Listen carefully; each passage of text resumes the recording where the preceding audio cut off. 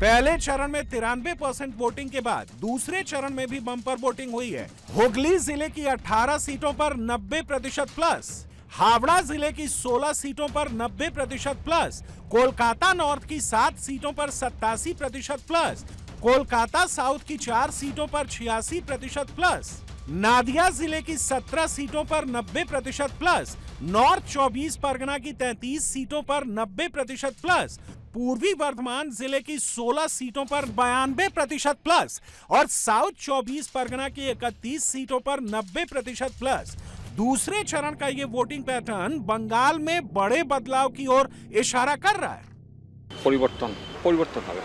मुझे अभी तो मोदी जी अच्छा लगते हैं।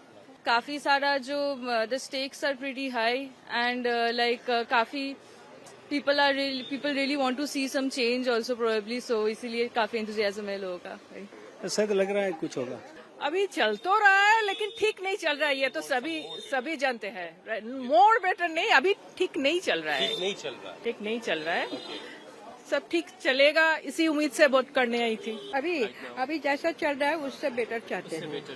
परिवर्तन के लिए वोट दे रहे हैं। परिवर्तन। Change is required, certainly required, very much required. बदलाव आना चाहिए, जो भी होगा अच्छा होगा। हम लोग सब इसके सपोर्ट में हैं।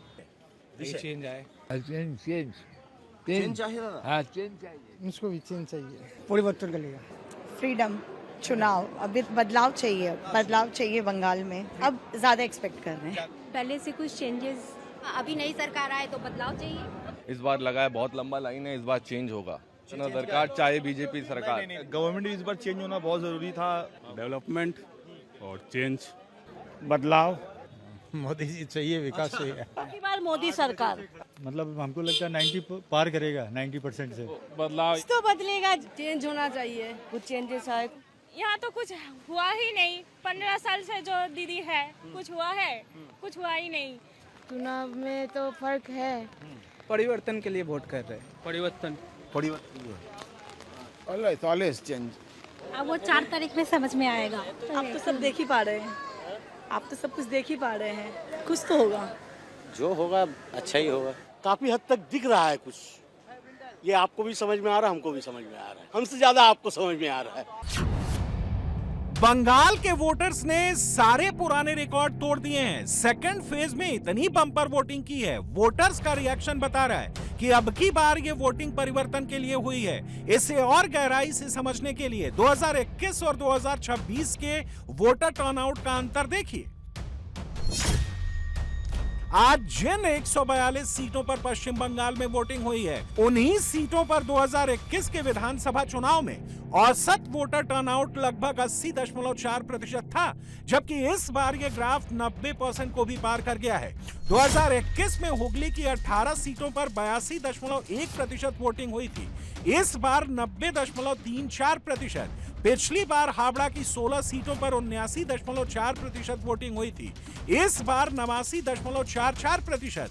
कोलकाता नॉर्थ और कोलकाता साउथ की 11 सीटों को मिलाकर पिछली बार 67.8% वोटिंग हुई थी।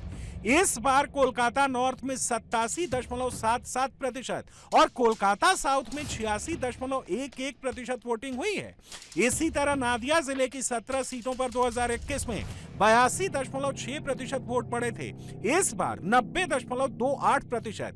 पिछली बार नॉर्थ 24 परगना की 33 सीटों पर 80.5% वोटर टर्नआउट था।